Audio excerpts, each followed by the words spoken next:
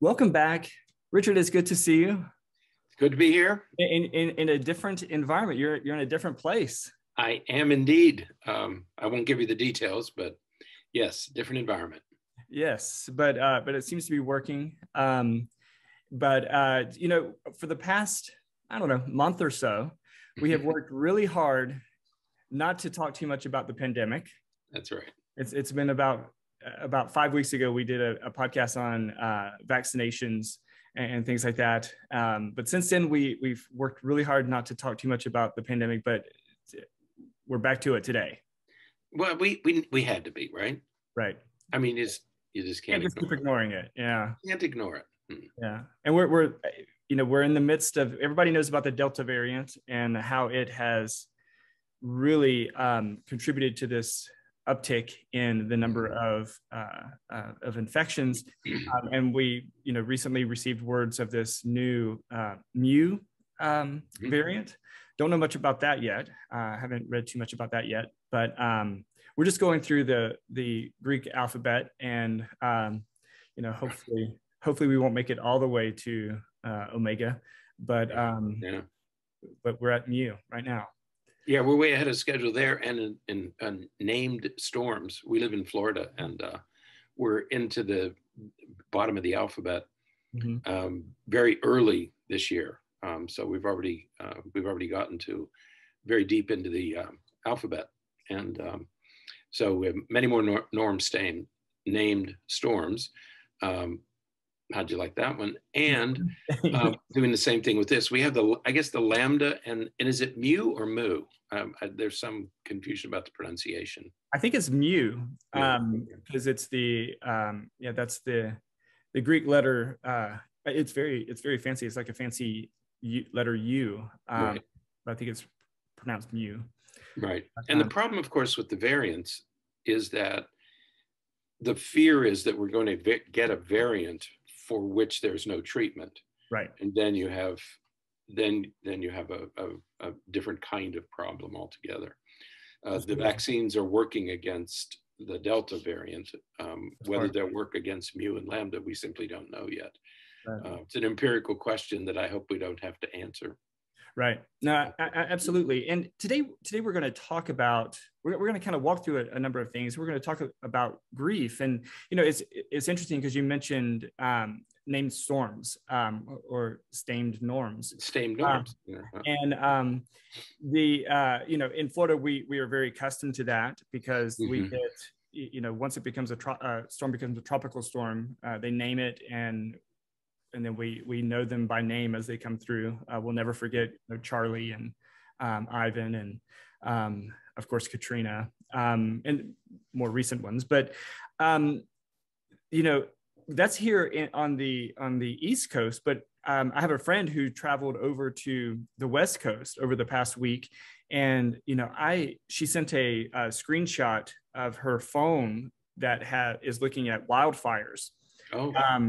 And smoke inhalation warnings and things like that. And the screen was just covered with these red and green and yellow dots and little flames where there are wildfires and where visibility is low and where breathing would maybe a little bit challenging because of the smoke. And so when you think about all of these things, of course we think about loss, and we think about things that we used to be able to do that we can no longer do. We think about people that have not survived some of these natural disasters, as well as the pandemic. And I have yet to find anyone who has not been affected by something, whether it's one of the natural disasters, but certainly with the pandemic. And so grief is something important for us to talk about because in many ways, it's unavoidable. Right. Yeah. When this whole thing started, if you go back to 2019, especially 2020, right. The pandemic sort of slowly seeped into us. Right. You kept hearing things like it's just the flu. Remember those days when they said, no, it's just another kind of flu, or this is a hoax, or it's going to be over after the election. And people would say in those years, like in the early part of 2020, the early months of 2020. Right. And you would hear people say, I don't even know anybody who's got this flu, Right. you know, and I certainly don't know anybody who's died of it. Right. Right. And well, then, remember there was that video, because we talked about it on one of the early podcasts about it, of a person, a guy who, I think it was on, I don't know if it was on TikTok or one of the other short video streaming website apps. But he went to the grocery store, I think, and picked up Lysol or something and looked at the back and it said, you know, protects against. And one of the things that mentioned was coronavirus. Right. And he was like, oh, so, you know, people were saying, you know, oh, well, this is supposedly this new thing, but, you know, here's something that's been out for a long time that kills it. And so we didn't really understand even what COVID was in those early months. That's right. We knew it was bad and there was no treatment for it. Right. I mean, people would get sick and die because we had no treatment for it. And so we had this massive effort, but it was frightening. Those first few months were really scary. And they were also a time when the losses began. But by losses, we mean, you know, schools closed, spring training closed, Easter closed. Everything, all those routine things that we were doing kept shutting down because we had no way to deal with this thing. People went into isolation. People who could, like my sister who's single, she didn't see people for months. Right. I mean, because you were afraid to. Absolutely. That, you know, we talked about that many times again on the podcast in those early months. And, you know, remember when they said, remember how appalling it seemed to us when they said, you know, we may be looking at, you know, 200,000 people losing their lives. And then, you know, President Trump came on and said, you know, we're going to work hard to keep it down to, you know, no more than 100,000. Right. We were thinking, still 100,000, that's hard to believe. And look at where we are today. Right. You know, the hundreds of thousands of people who have died. But when you think about the year 2020, and if you stop, because most of us are, I don't know, we tend to think about the present, but if you think about what happened in 2020, the Tulsa race massacre, remember that? I mean, it happened in 1923, but there was a big story about that because they were celebrating an anniversary. The impeachments, you know, there was an impeachment in 2020, and that leads to anger. Black Lives Matter. Remember the summer of Black Lives Matter. Kobe Bryant and other people who died unexpectedly during the year. The Summer Olympics were canceled. You know, every 4 years, you have the Olympics, the first time in a long time that they were canceled. Then you mentioned the wildfires. And then you go into, then we had the election and all the chaos and anger about the election. And we're still fighting vaccine wars. We're still arguing with each other about that. We're arguing about masks. And then we had the riot at the Capitol, the invasion, the attack on the Capitol in January. And when you look back at that was an incredibly tumultuous year. Right. And you sort of don't realize it because we've been focused so much on the pandemic, you know, and what's happening with that. And you really don't realize it. And it reminds me, because by the end of 2020 and certainly 2021, we're getting a very different story now. Right. Now it's, we all know somebody who's had COVID. Right. Many of us have family members who have survived COVID.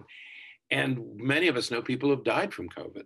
I got an email from a friend of mine late last night that some people went to some event and every one of them got COVID and one of them died. Right. Yeah. People that we know.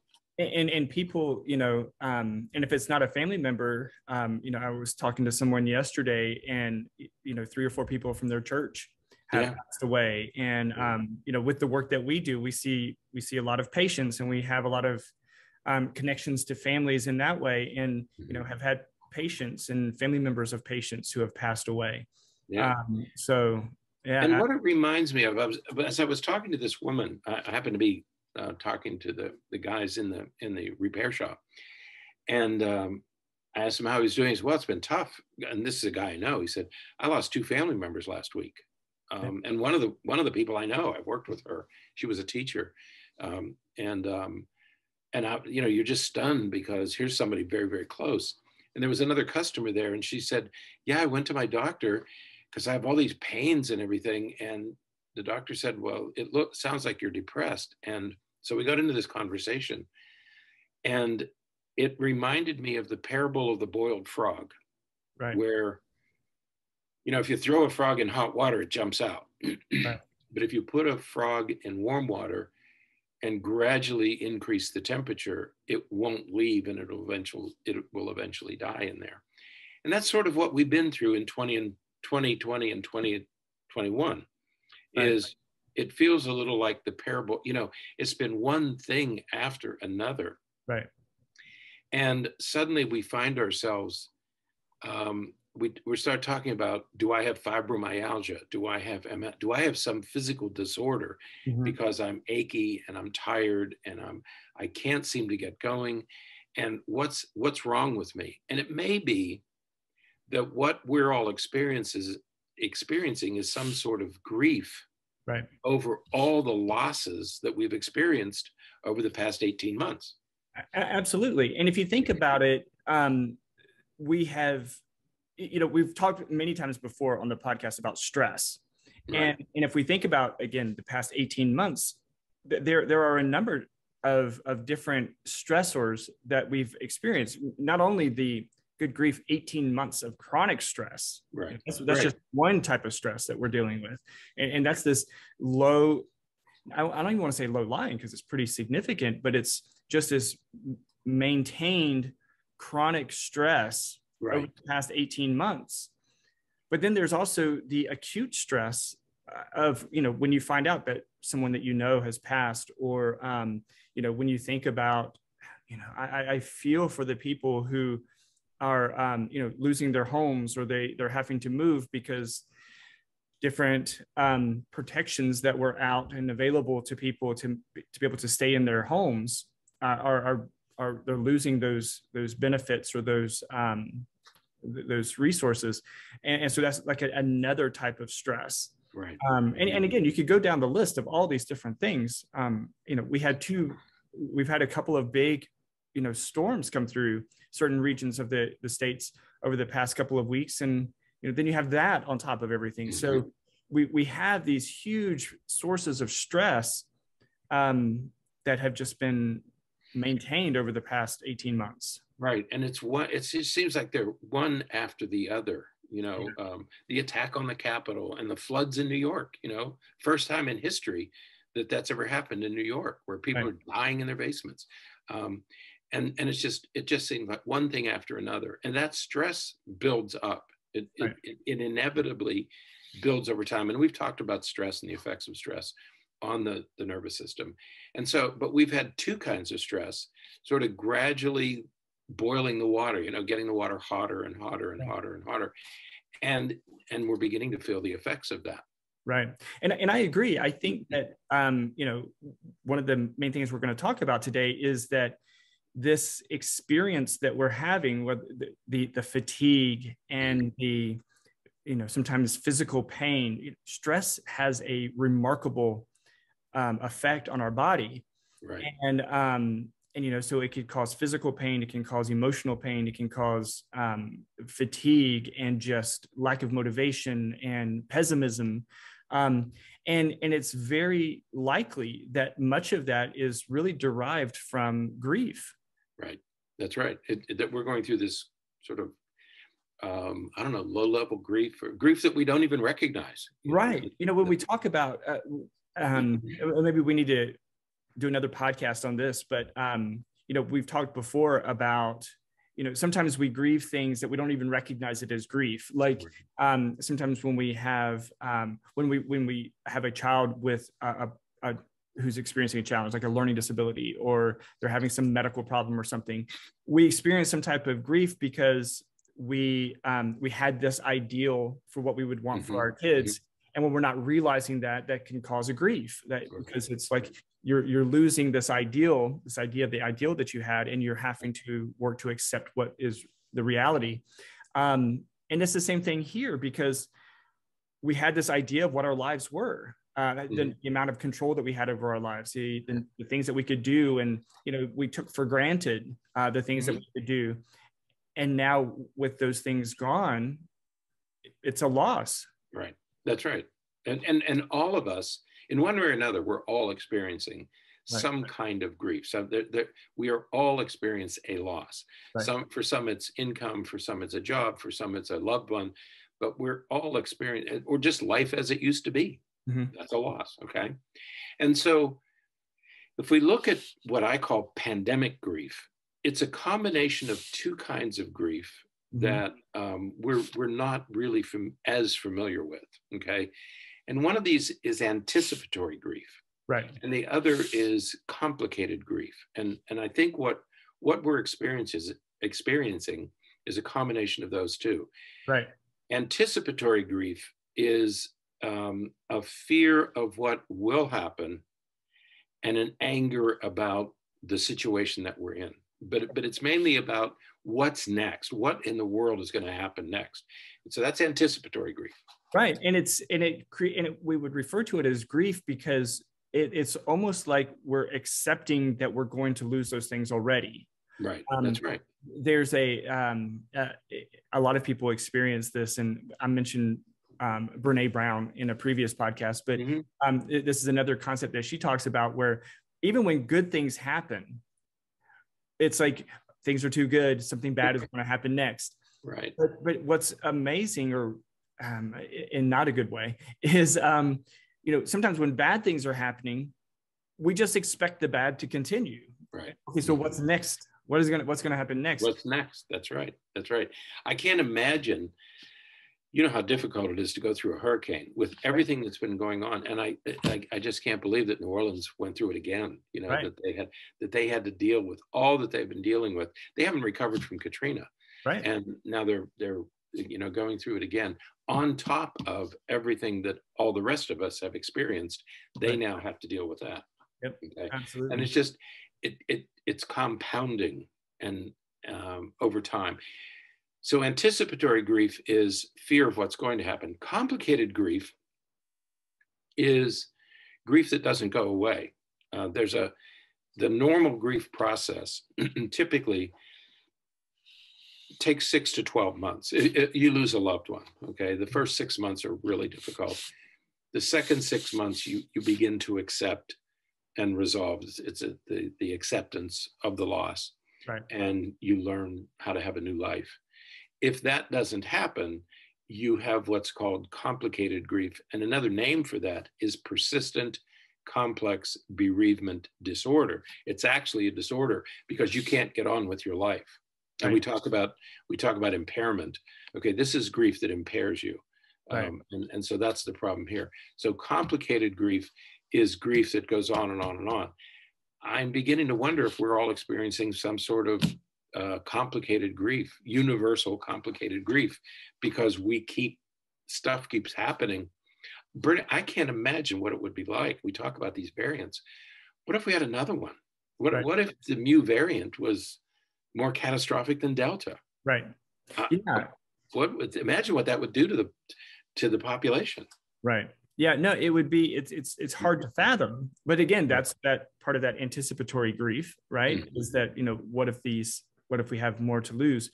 And the complicated grief, many times there is the persistent complex bereavement disorder, but many times that also leads to depression and anxiety, some of the more common things that we think about, but can be equally challenging, equally, significant as it relates to the way that it affects our lives. Mm-hmm. So we have to be mindful of that and recognize that, and again, seek help, to work through some of those things. Just because it doesn't go away on its own doesn't mean that you can't process it. It's just a matter of needing some help to work through some of those things. That's right. If you're not getting back to some type of your normal life, if you simply can't recover. My fear is that the pandemic is keeping us, and we're not volunteering for this, but it keeps happening. And so we have this long-term grief that all of us are going through. Right. Whether we want to or not, it's just stuff keeps happening. I can't imagine what Florida is going to be like if a really bad, disastrous hurricane comes through. Sure. Yeah. Now, I have a question.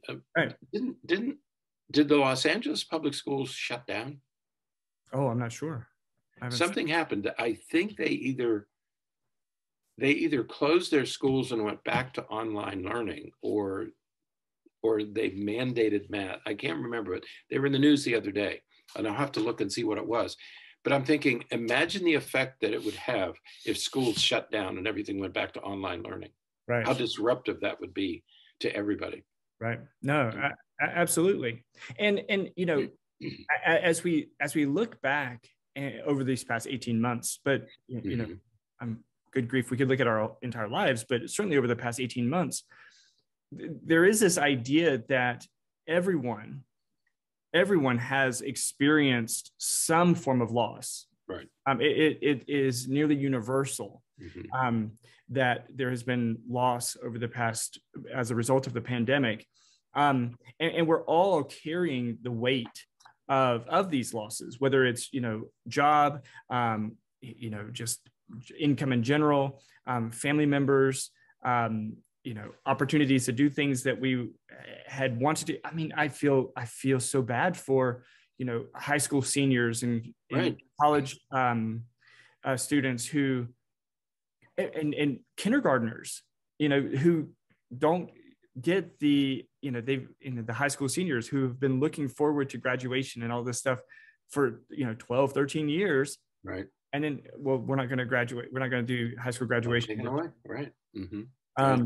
Or, you know, they canceled prom. Remember, that was huge in the last school year. So college students who, you know, are stuck in their dormitory, you know, they go to campuses to go to football games and parties and, you know, the large social life that exists on a big campus, all gone. Right. I mean, it doesn't exist. Yeah. So whether it's the, you know, the physical isolation, you know, that has had a tremendous effect on us. We've talked before about the impact of loneliness, and the pandemic has really magnified that. You know, that can lead to depression and anxiety and all kinds of challenging emotions. But then the loss of relationships because you're not seeing each other, or because someone passed away. It's again kind of universal, this loss that we're experiencing. Right. Yep. Yeah, and so we found these two articles, and I would encourage everybody to read them. They really put this whole thing in perspective in a way that we can't here. We don't have the time to do it here. But if these two articles are not long, they're short reads. One is by Megan Devine, and she's a therapist, and she's written a book called "It's Okay That You're Not Okay." It's about grief, and what she says is that the pandemic gave us a nearly universal experience of loss, and no one was spared. Everyone carries something forward from the pandemic, and she talks about different experiences for different people.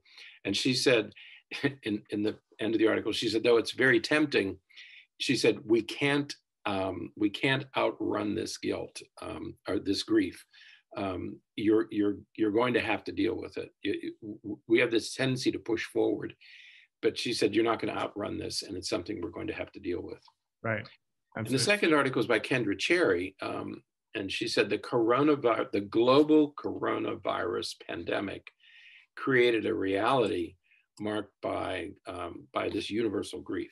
Okay, so again, they're sort of saying the same thing, and she makes a list of 7 or 8 items, more than that, about 12 items that have affected us. Right. Yeah. And again, it's things from job loss and financial insecurity to, you know, the loss of sense of control and safety, social relationships. I mean, she mentions a lot of things here that some of which we don't even think about. I mean, you know, it's like we tend to think about it for ourselves, but then I don't know about you, but I know that whenever I hear about even other places, people I don't know who were affected, I think, oh my God, you know, you feel down and distressed about that because you think about, you know, the resources that we have that sort of help us to a large extent. Other places that don't have that, or people that don't have those resources, and you think about how challenging that is, and that contributes to it as well. Right. You're talking about other countries, Right. Yeah. your resources. Yeah. I mean, we're looking forward to the booster shot in this Right. country, and yet in many countries they have a single percentage. 4 or 5% have been vaccinated versus 60% in the wealthy countries. Yeah, we're getting a booster, and they haven't had their first shot yet, which is another problem that you don't typically think about, but other people certainly are. Okay. Yeah. So we're all dealing with this collective, what she calls a collective loss of the world that we knew. Very early on, we talked about there isn't a new normal. Right. There's no such thing as a new normal. There's going to be something new, and but it's not going to be normal. It's going to be different from anything we've known. We're beginning to hear the first rumblings now of coronavirus. This coronavirus is going to be with us. This is going to be another flu that we're going to have to learn how to deal with. Deadlier than other flus, but we're beginning get used to the idea that this is going to be with us into the future. Okay, so life is going to be different. I don't know what's going to happen to customs like hugging, and we started to hug, and then Delta came. Yeah, right? And so people started going to elbows and fist bumps again. So so the world's going to be different. Yeah, I think that what we have to accept is that at some point we will likely develop a better treatment for it. And then we will be in a situation where, we'll be dealing with this, and then we'll have to, just like we do with the flu and everything else. And it will hit some people harder than it will hit other people. But it'll be something that we probably deal with on a cyclical pattern, just like we do with the flu. Right. Yeah. And I have no idea how this is going to turn out. It depends on whether we get control of this or not. And we certainly don't have control of it yet, because we're still having very, very high numbers of people getting sick and people dying. So absolutely, we're far from resolving this one. Right. Definitely. So, we developed, again, as we think about grief, we had grief before, the pandemic. The idea of grief takes all the way back to Freud, Freud, yeah. So, I think everything dates back to Freud just about. But he talked about, melancholy and mourning and things like that. And, and described it in much the same way that we describe it now, where, that loss of energy and that decrease in motivation and that fatigue and all of that stuff that we experienced. And he described it even then. And then, that was 100 years ago. Yeah, that was 1917. It was during World War I. World War I was, I think we were 3 years into it in 1917. We had just entered, the United States entered the war in 1917, but the Europeans had been killing each other for 3 years prior to that. Yeah. And so as a European, Freud was interested in death and dying. And he wrote that paper about mourning and melancholia. Interested, and in it, he said that to deal with the loss of a loved one, you have to withdraw that attention and move it somewhere else. Right. In other words, turn your back on it, ignore it, and go to something else. Right. Well, as it turned 2 years later, his daughter died. I don't think it was Anna Freud who died, but I need to check and see.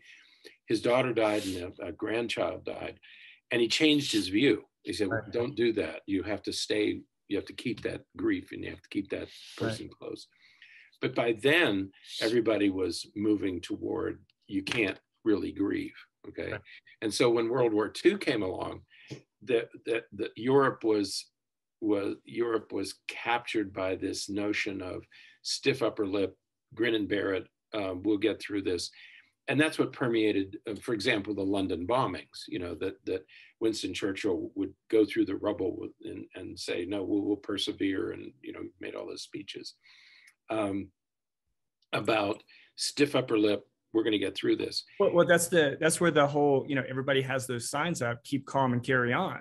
Right. That's right. That's where that comes from, is during that time when, the idea was just carry on, just keep going. That's right. No matter what, right. You just keep going. And when, people say, but you frequently hear people say, well, why didn't the soldiers in World War II have PTSD? Well, as it turns out, they did, Sure. but they weren't allowed to talk about it. Right.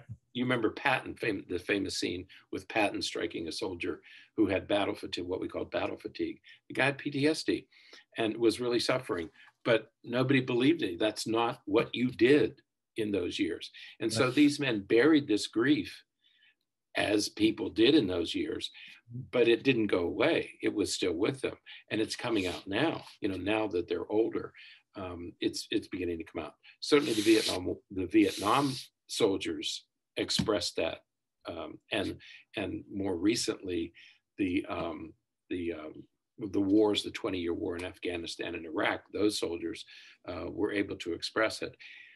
So between World War II, where it was stiff upper lip, and today, you have this work by Karen Kubler-Ross and Kessler, I think it was Ronald Kessler, David Kessler, who came up with the idea that no, when people grieve, they go through this 5-step process, and you have to go through all these steps. They don't have to be in order, and you might do one phase more than once, but the idea that no, you have to experience this grief and work through each stage. You can't not do that. You have to experience it fully.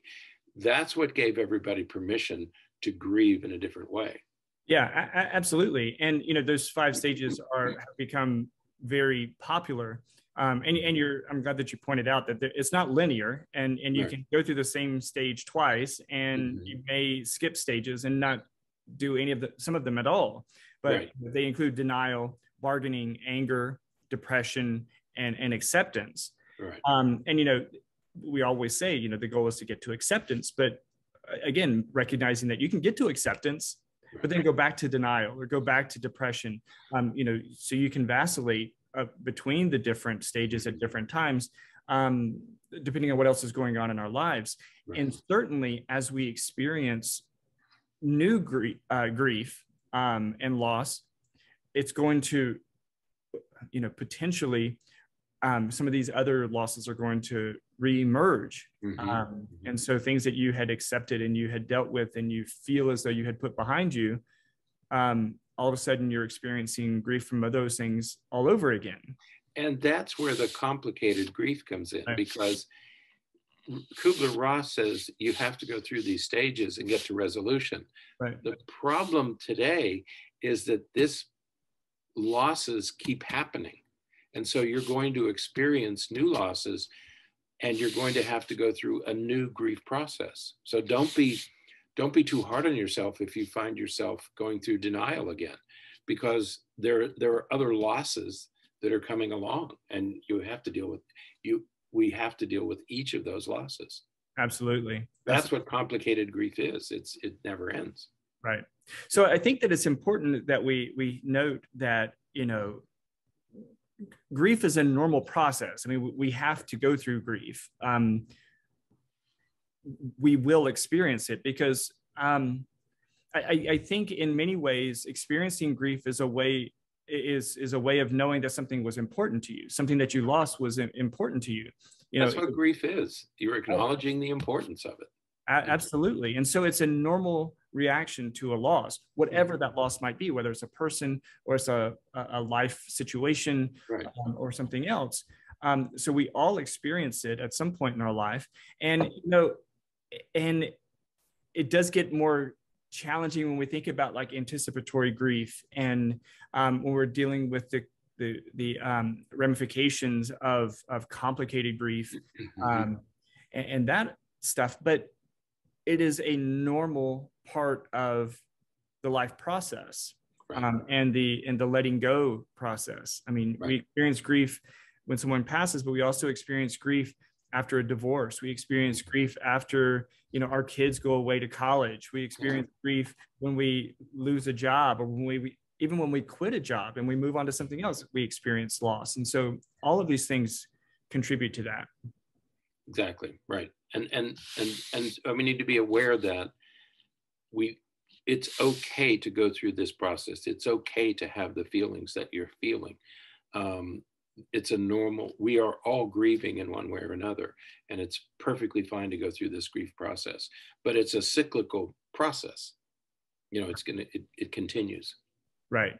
Yeah. So, there are lots of different signs of grief. Right.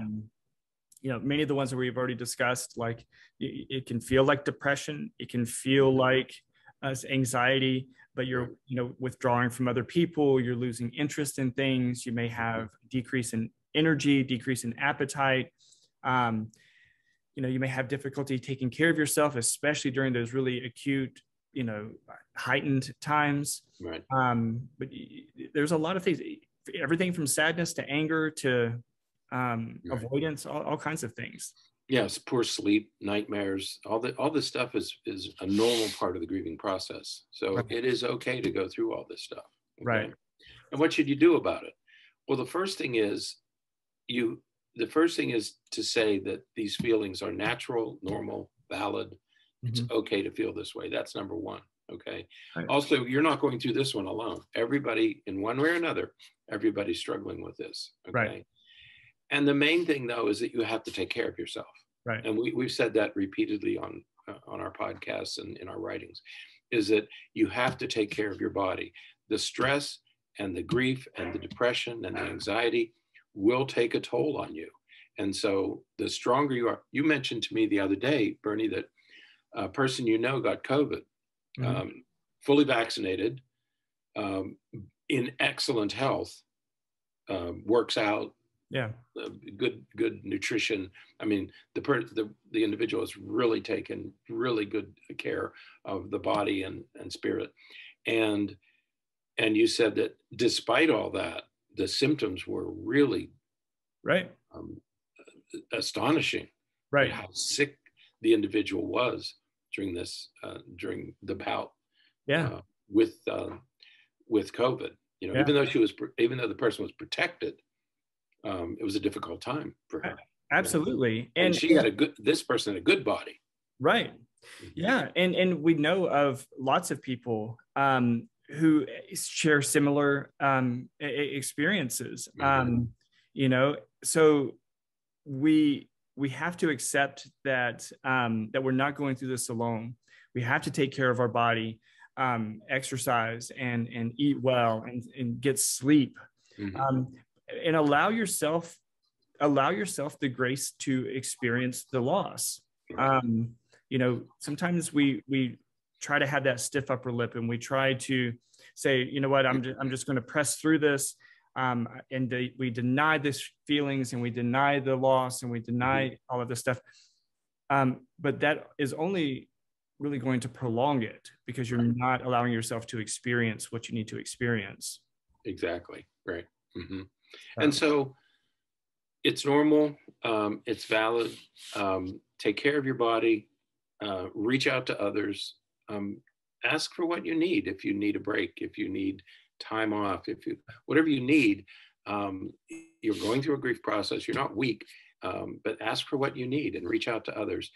Find a support group. There are lots of support groups out there. And this might be a good time to seek professional help, just to help you understand what you're going through. You're not mentally ill. You don't have mental illness.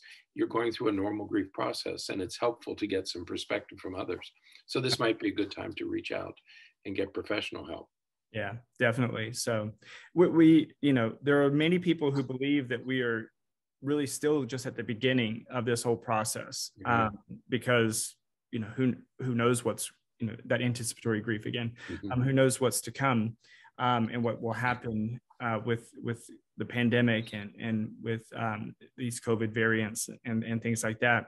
And many of us are still in survival mode. Exactly.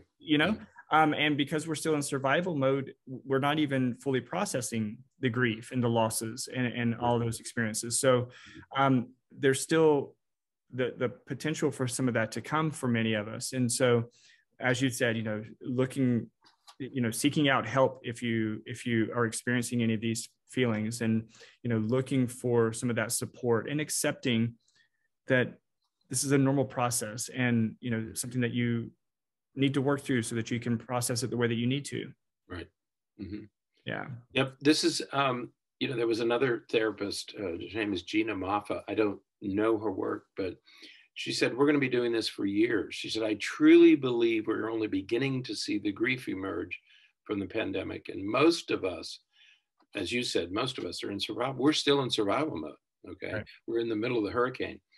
And even if it would end, when we go back to the summer of 2021, when the vaccines seem to be giving us a way to finally defeat this virus, and we began to feel better, when that time comes, when we finally get this thing under control, it's still going to be a cleanup. You know, right. I think of the cleanup after the hurricane. Yeah, the hurricane's over, but now you have the cleanup and you have the restoration, and we're going to experience something similar to that with this pandemic.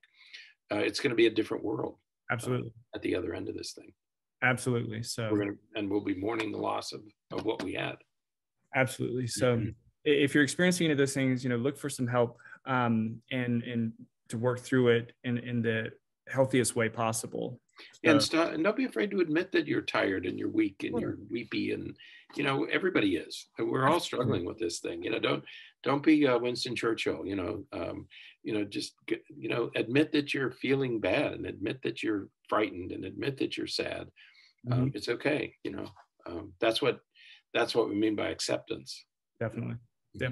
All right. Well, that's it for today. Until next time, stay happy, stay healthy, and forget to be afraid.